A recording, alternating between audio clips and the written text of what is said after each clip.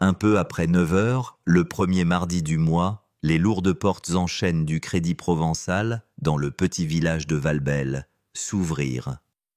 Une vieille dame entra. Elle s'appelait Solange Moreau. À 78 ans, elle se déplaçait avec la lenteur délibérée de quelqu'un dont la vie s'était écrite dans les champs et les vignes et non sur des sols en marbre poli. Elle portait une simple robe à fleurs délavées et un gilet en laine gris effiloché au poignet. Ses chaussures étaient de celles que l'on choisit pour le confort, usées par les années. Dans sa main, plié avec soin, se trouvait un papier, un ordre de décaissement de la Fondation Cœur et Village, une œuvre de charité qu'elle avait cofondée dans le sous-sol de l'église 30 ans plus tôt pour soutenir les familles en difficulté de la région. L'air frais et climatisé contrastait avec la chaleur humide de cette matinée d'été. Près de l'entrée, une petite pancarte sur un chevalet indiquait « Aujourd'hui, réunion avec la Fondation Cœur et Village. 10 heures. Personnel concerné uniquement. » La plupart des employés avaient vu la vie, mais peu connaissaient les visages derrière ce nom, et surtout pas une jeune guichetière comme Chloé. Solange s'arrêta, son regard s'attardant sur la pancarte. « J'espère qu'ils ne se tromperont pas cette fois », murmura-t-elle, plus pour elle-même que pour quiconque. Un seul guichet était ouvert. Derrière la vitre, une femme d'une vingtaine d'années, avec une queue de cheval impeccable, un trait d'eyeliner précis et une plaque nominative indiquant Chloé. Elle était concentrée sur son écran jusqu'à ce qu'elle remarque Solange s'approcher.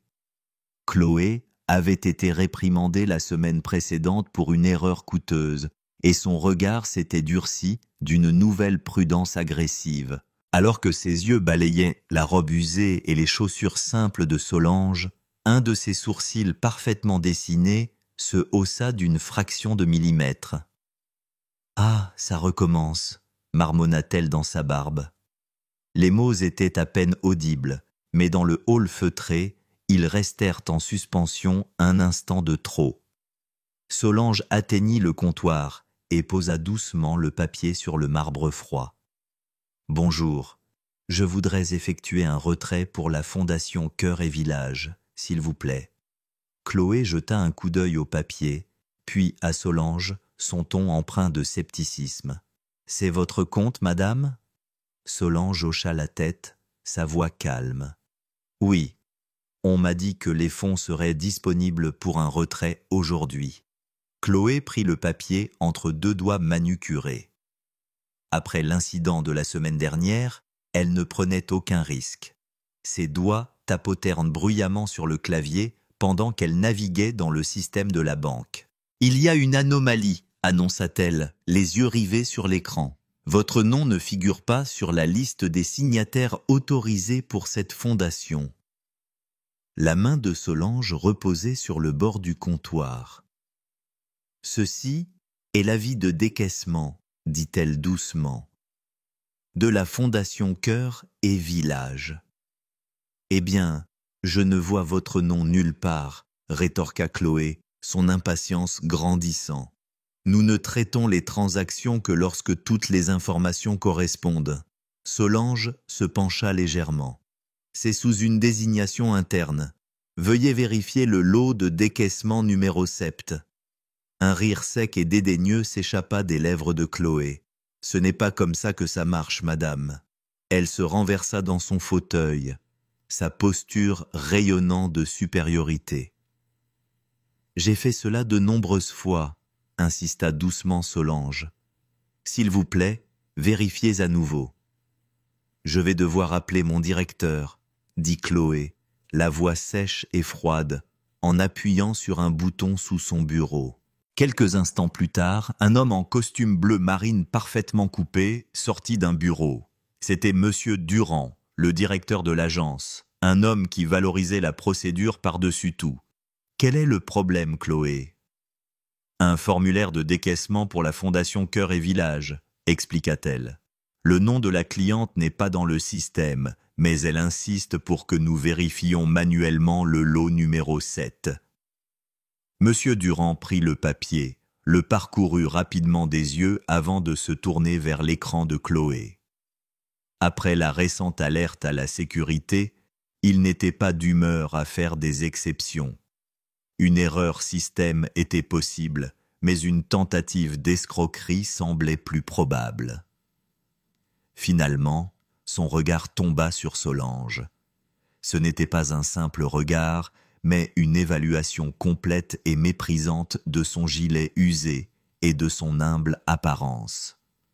Dans son esprit, tous les signaux d'alarme s'allumèrent. « Madame, le système est notre seule source de vérité, dit-il, la voix ferme et définitive. Si votre nom n'y figure pas, nous ne pouvons pas procéder. » Solange ne se laissa pas démonter. « Je ne suis pas ici pour discuter. Je suis ici pour récupérer ce qui nous a été confié. » « Ce document vient de mon bureau, » ajouta-t-elle, la voix inébranlable. « J'ai aidé à signer le tout premier chèque que cette fondation a jamais émis. » Un léger ricanement s'échappa de Chloé. Encouragée par la présence de son directeur, elle ajouta « On ne peut pas croire n'importe qui sur parole. Pour ce qu'on en sait, ce papier pourrait être un faux. » Le mot « faux » brisa la digne quiétude de la pièce. La main de Solange se crispa sur son sac à main. « Je ne partirai pas sans ce bulletin de versement, » dit-elle, « ou sans une explication écrite de votre refus. »« Inutile de compliquer les choses, » dit Monsieur Durand, le ton glacial. « Soit vous nous laissez le document, soit vous quittez les lieux. »« Je ne vais nulle part !» La voix de Solange s'éleva, craquant d'indignation. La patience de Monsieur Durand vola en éclats. « La sécurité !» aboya-t-il. « Cette femme perturbe l'ordre. Veuillez l'escorter dehors. » L'agent de sécurité se dirigea vers eux. Dans un éclair, Durand se pencha par-dessus le comptoir, avec l'intention de s'emparer du papier. Mais Solange fut plus rapide. Sa main s'abattit sur le document, le clouant au comptoir. « N'osez pas !» gronda-t-elle, la voix rauque d'une soudaine montée de colère. Elle arracha le papier et le serra contre sa poitrine. Durand saisit l'occasion, la pointant du doigt de manière théâtrale. « Elle refuse d'obtempérer, et maintenant elle devient agressive !» cria-t-il, feignant l'effroi. « Sortez-la d'ici, maintenant !» Un murmure parcourut le hall. Stupéfaite par ce mensonge éhonté, Solange resta figée alors que l'agent s'approchait. À ce moment précis, les lourdes portes de la banque s'ouvrirent à nouveau. Un homme grand et distingué, aux cheveux poivre et sel et vêtu d'un costume coûteux, entra. Son pas assuré vacilla en voyant la scène. « Solange » appela-t-il, la voix remplie d'inquiétude. « Solange Moreau ?» Elle se tourna, une lueur de soulagement sur son visage fatigué. « Monsieur Bernard ». Il la rejoignit dans quelques longues enjambées, son regard tombant sur le papier froissé dans ses mains, l'agent de sécurité et les silhouettes rigides de Durand et Chloé derrière le comptoir. Il n'eut besoin d'aucune explication. Que se passe-t-il ici? Sa voix n'était pas forte, mais elle trancha la tension comme un couteau. Pourquoi ai-je l'impression que Madame Moreau est sur le point d'être escortée dehors? Personne ne répondit. Ils ont dit que mon nom n'était pas dans le système, dit Solange avec un sourire las. Monsieur Bernard se tourna lentement, se plaçant entre elle et le comptoir. Il regarda directement Durand. « Voici, dit-il, sa voix résonnant d'autorité, Madame Solange Moreau. Elle est la cofondatrice de la Fondation Cœur et Village. La raison même pour laquelle moi et le reste du conseil d'administration sommes ici aujourd'hui. » Un silence de plomb tomba sur le hall. Quelqu'un dans la file d'attente chuchota « cofondatrice ?» L'atmosphère de la pièce changea. Les yeux s'écarquillèrent, le visage de Chloé devint blême, le stylo tremblant dans sa main. « Vous feriez peut-être bien de vérifier ce document à nouveau, » poursuivit M. Bernard, la voix froide comme l'acier. Parce que la femme que vous venez de congédier a bâti le programme même dont cette banque est si fière d'être partenaire. La bouche de Durand s'ouvrit et se referma. « Avec tout le respect que je vous dois, monsieur, balbutia-t-il, notre protocole, je ne faisais que suivre la procédure. Je signalerai votre conduite, vos préjugés et votre escalade inacceptable de cette situation à la direction régionale, dit sèchement M. Bernard. Je suis convaincu qu'ils s'occuperont du reste. Durand pâlit. Solange ne triompha pas. Elle se contenta de croiser son regard avec la force tranquille de quelqu'un qui a tout vu. « Je veux juste que les fonds parviennent aux gens qui en ont besoin, dit-elle. Elle se tourna ensuite vers M. Bernard et lissa le papier froissé.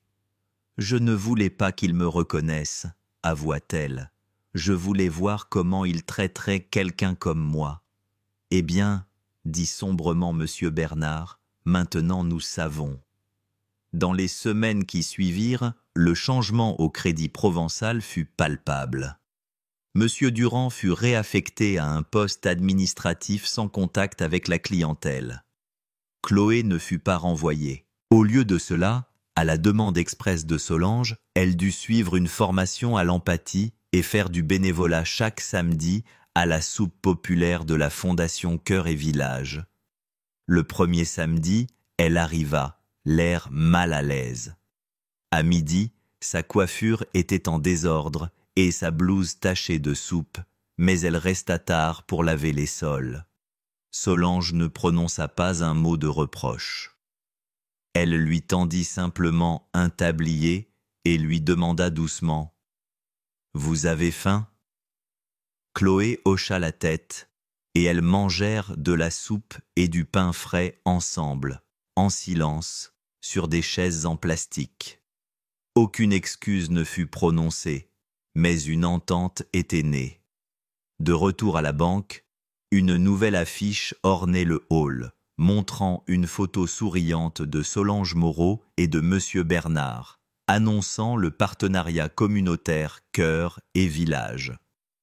Sur le bureau de Chloé, un petit post-it encadré portait l'inscription « Les gens avant la procédure ». Solange n'eut plus jamais besoin de retourner à cette banque. Son héritage n'était plus sur un morceau de papier. Il était dans les repas chauds, servis chaque week-end, et dans la dignité retrouvée, non seulement pour elle, mais pour chaque client qui franchissait ses portes. Un après-midi, un petit garçon montra l'affiche du doigt.